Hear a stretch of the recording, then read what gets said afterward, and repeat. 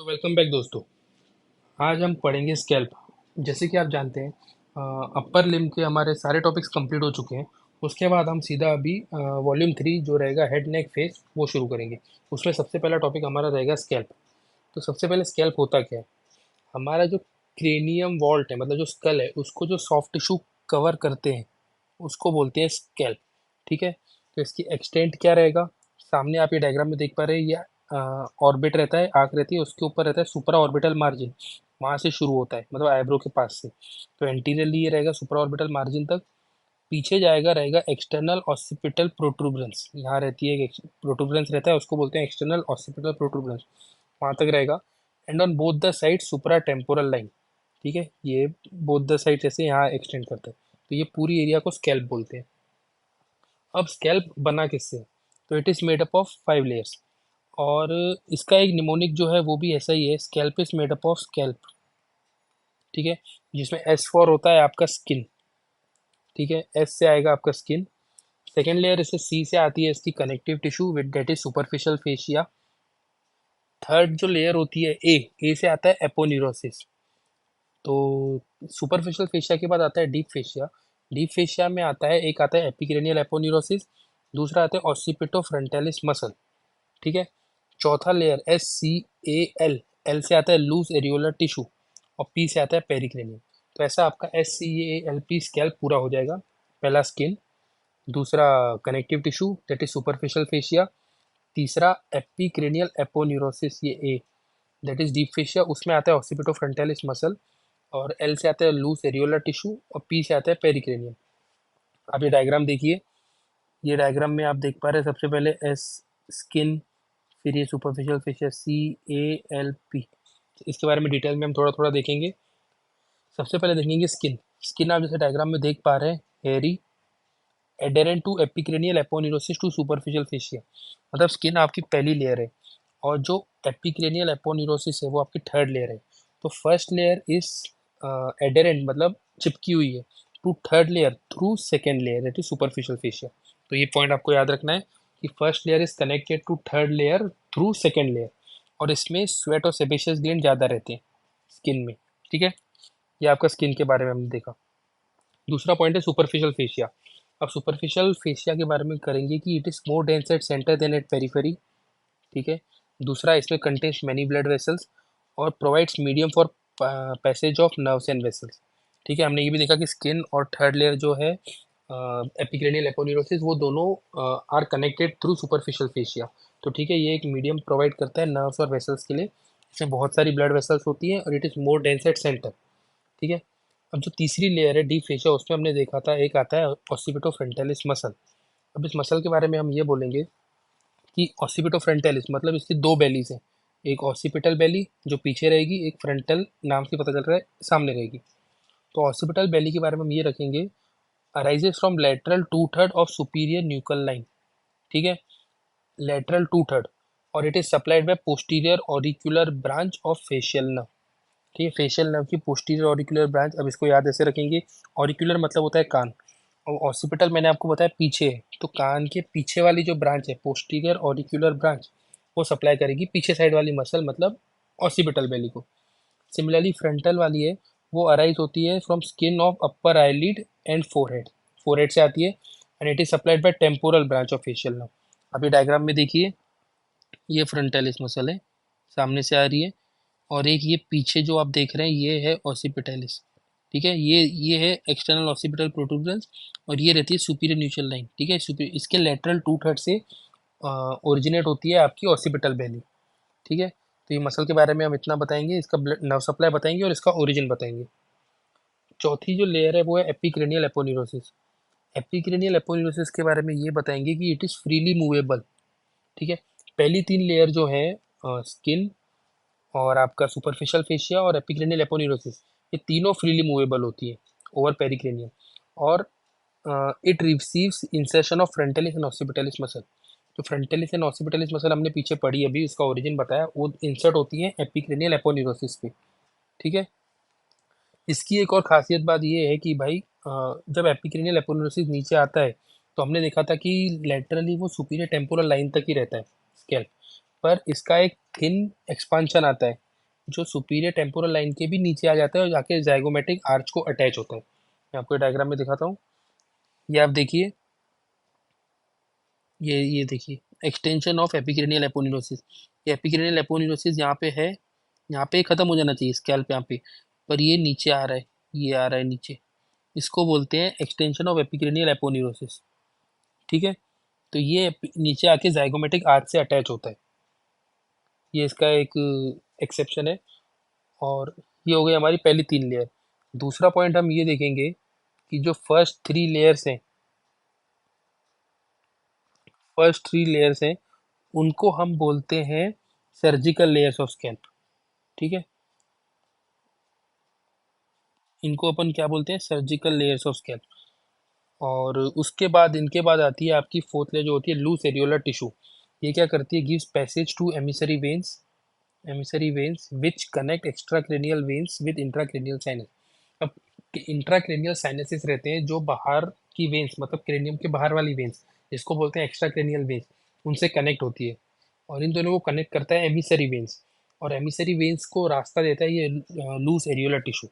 ये आप डायग्राम में देखिए, ये है एमिसरी वेन, ये है आपका ड्यूरल वेनस साइनस, और ये बाहर एक्स्ट्राक्रेनियल वेन्स है। ठीक है, और सबसे लास्ट लेयर, जो सबसे इनर लेयर रहती है, वो पेरिक्रेनियम रहती है, जो लूजली अटैच रहती है बोन से, but it is firmly adherent to suture. हमारे स्कल में जो सूचर रहते हैं उससे बहुत अच्छे से, बहुत टाइट बॉन्ड रहता है इसका, पर बोन से बहुत लूजली अटैच रहती है। ठीक है, तो हम ये पूरे SCALP स्कैल्प 5 लेयर पढ़ेंगे, उसके ये डायग्राम देखेंगे दोनों। आप ये डायग्राम जरूर जरूर जरूर करिए। और ये एक्स्ट्रा पॉइंट एक जरूर याद रखिए कि एपिक्रेनियल एपोन्यूरोसिस नीचे आके जाइगोमेटिक आर्च पे अटैच होता है। ठीक है, अब हम देखेंगे सुपरफिशियल टेम्पोरल रीजन। अब सुपरफिशियल टेम्पोरल रीजन क्या होता है, जो मैंने आपको बताया कि एपिक्रेनियल एपोन्यूरोसिस नीचे आके अटैच हो रहा है जाइगोमेटिक आर्च पे। ठीक है, नॉर्मली वो सुपीरियर टेम्पोरल लाइन पे खत्म हो जाना चाहिए, पर उसके नीचे आ रहा है जाइगोमेटिक आर्च तक।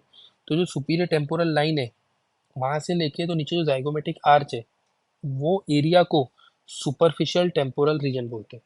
ठीक है, area between superior temporal line and zygomatic arch. अब इसमें क्या क्या आएगा, सबसे पहले देखिए स्किन तो ऑब्वियसली आएगा, एक आएगा कनेक्टिव टिश्यू। अब एपिक्रेनियल एपोन्यूरोसिस का एक्सटेंशन है वो भी आएगा ही आएगा।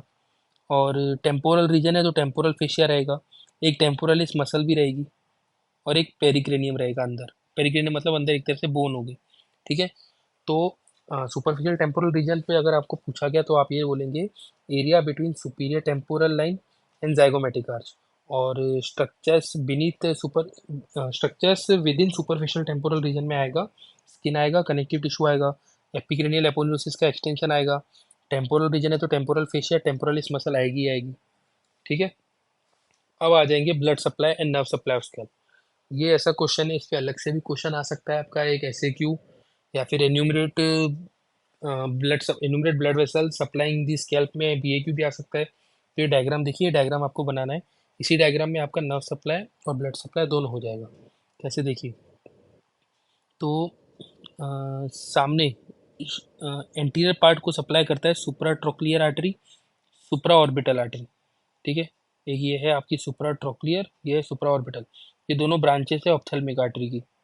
एक आती है सुपरफिशियल टेम्पोरल आर्टरी, कान के पीछे आएगी पोस्टीरियर ऑरिकुलर आर्टरी। और एक सबसे लास्ट में जो पीछे से शुरू होती है जहाँ ऑसिपिटल मसल भी है, वहाँ आती है ऑसिपिटल आर्टरी। ठीक है, ये तीनों ब्रांचेस है एक्सटर्नल कैरोटिड आर्टरी की। ठीक है, कैसे याद रखें, सामने सुप्रा ट्रोक्लियर, सुप्रा ऑर्बिटल, ऑर्बिट मतलब सामने से आएगा, जैसे ऑर्बिट है वैसे ही पीछे ऑसिपिटल आएगा। ऑरिकुलर के पीछे आएगा पोस्टीरियर ऑरिकुलर।